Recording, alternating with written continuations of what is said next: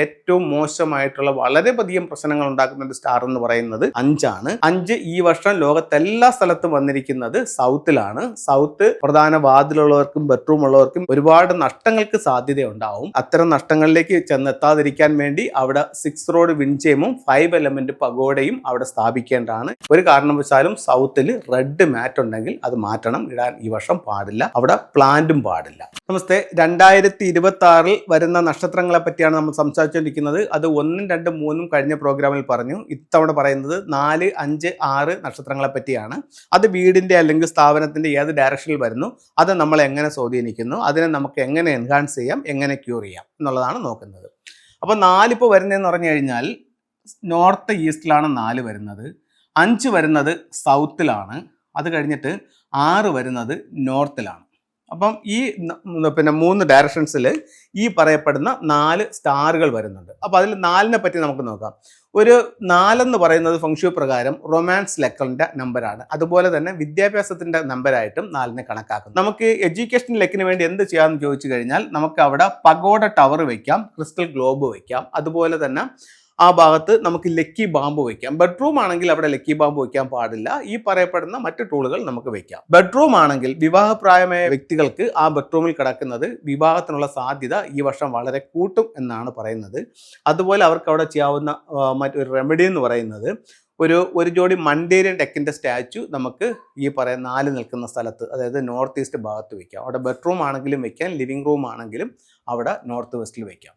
അടുത്ത നമ്പർ നിൽക്കുന്നതെന്ന് പറഞ്ഞാൽ 5 ആണ്. 5 നിൽക്കുന്ന സൗത്തിലാണ്. 5 നമുക്കറിയാം ടോട്ടൽ ലോസിൽ ഏറ്റവും മോശമായിട്ടുള്ള വളരെയധികം പ്രശ്നങ്ങൾ ഉണ്ടാക്കുന്ന ഒരു സ്റ്റാർ എന്ന് പറയുന്നത് 5 ആണ്. 5 ഈ വർഷം ലോകത്തെല്ലാ സ്ഥലത്തും വന്നിരിക്കുന്നത് സൗത്തിലാണ്. സൗത്ത് പ്രധാന വാതിലുള്ളവർക്കും ബെഡ്റൂം ഉള്ളവർക്കും ഈ വർഷം വളരെയധികം ശ്രദ്ധിക്കേണ്ട ഒരു വർഷമാണ്. അവർക്ക് ഒരുപാട് നഷ്ടങ്ങൾക്ക് സാധ്യത ഉണ്ടാവും. അപ്പോൾ അതിനാൽ അത്തരം നഷ്ടങ്ങളിലേക്ക് ചെന്നെത്താതിരിക്കാൻ വേണ്ടി അവിടെ 6 റോഡ് വിൻചെയിമും 5 എലമെന്റ് പഗോഡയും അവിടെ സ്ഥാപിക്കേണ്ടതാണ്. അങ്ങനെ ചെയ്യുകയാണെങ്കിൽ അതിൻ്റെ ഒരു കാഠിന്യം കുറയുന്നതാണ്. ഒരു കാരണവശാലും സൗത്തിൽ റെഡ് മാറ്റ് ഉണ്ടെങ്കിൽ അത് മാറ്റണം, ഇടാൻ ഈ വർഷം പാടില്ല. അവിടെ പ്ലാന്റും പാടില്ല. അടുത്ത് വന്നിരിക്കുന്ന നമ്പർ എന്ന് പറയുന്നത് നമ്പർ 6 ആണ്. 6 എന്ന് പറയുന്നത് അതിനെ മാസ്റ്റേഴ്സിൻ്റെ ഇടയിൽ തന്നെ 2 രീതിയിൽ തന്നെ അഭിപ്രായമുണ്ട്. ഒന്നെന്ന് പറയുന്നത് പൊതുവെ ടെൻഷൻ ഉണ്ടാക്കുന്ന ഒരു സ്റ്റാർ ആയിട്ട് അതിനെ കണക്കാക്കുന്നുണ്ട്. മറ്റൊരു ഇതെന്ന് പറയുന്നത് കുറച്ച് ഡിവൈനുള്ള ഈശ്വരാനുഗ്രഹമുള്ള ഒരു നക്ഷത്രമായിട്ടും കണക്കാക്കുന്നുണ്ട്. അപ്പോൾ നമുക്ക് ഇവിടെ ചെയ്യാനായിട്ടുള്ള 2 കാര്യങ്ങൾ എന്ന് പറയുന്നത് പലരുടെയും ലൈഫിൽ അത് പല രീതിയിലാണ് നമ്മളുടെ ഒരു അനുഭവത്തിൽ സ്വാധീനിക്കുന്നത്.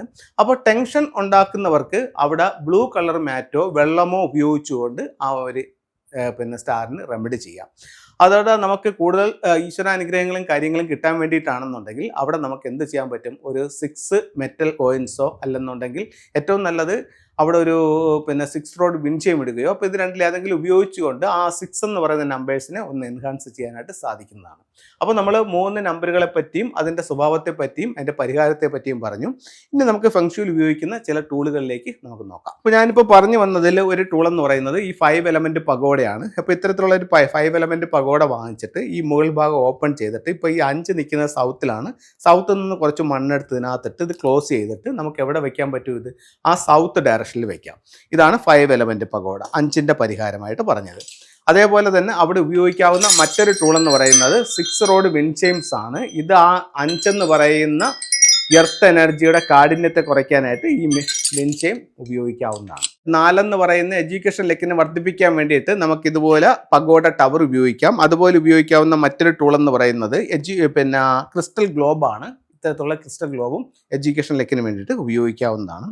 ഇനി നമുക്ക് അവിടെ ഉപയോഗിക്കാവുന്ന മറ്റൊരു റെമഡി എന്ന് പറയുന്നത് വിവാഹത്തിന് വേണ്ടിയിട്ടാണ്. വിവാഹത്തിന് വേണ്ടിയിട്ട് ഇതുപോലെ ഒരു ജോഡി മണ്ടേരിയൻ ഡെക്കിൻ്റെ സ്റ്റാച്ചു വാങ്ങിച്ചിട്ട് നോർത്ത് ഈസ്റ്റ് ഭാഗത്ത് അവിടെ 4 എന്ന് പറയുന്ന റൊമാൻസിലൊക്കെ നിൽക്കുന്നത് കൊണ്ട് വിവാഹം നടക്കാൻ വേണ്ടിയിട്ട് ആ സ്ഥലത്ത് ഇത് ഉപയോഗിക്കാവുന്നതാണ്.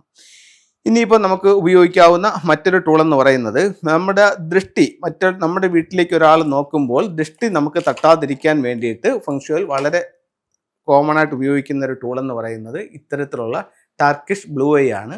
അപ്പോൾ ഇത്തരത്തിലുള്ള ബ്ലൂ ഐ ഉപയോഗിക്കുന്നത് ആ ഒരു കണ്ണ് ദൃഷ്ടി തട്ടാതിരിക്കാനായിട്ട് നല്ലൊരു ടൂളായിട്ട് ഫംഗ്ഷനിൽ കണക്കാക്കുന്നുണ്ട്. അപ്പോൾ എല്ലാവർക്കും എല്ലാ ഐശ്വര്യങ്ങളുള്ളൊരു വർഷമായി 2026 ഭവിക്കട്ടെ എന്ന് പ്രാർത്ഥിച്ചുകൊണ്ട് നിർത്തുന്നു. നന്ദി, നമസ്കാരം.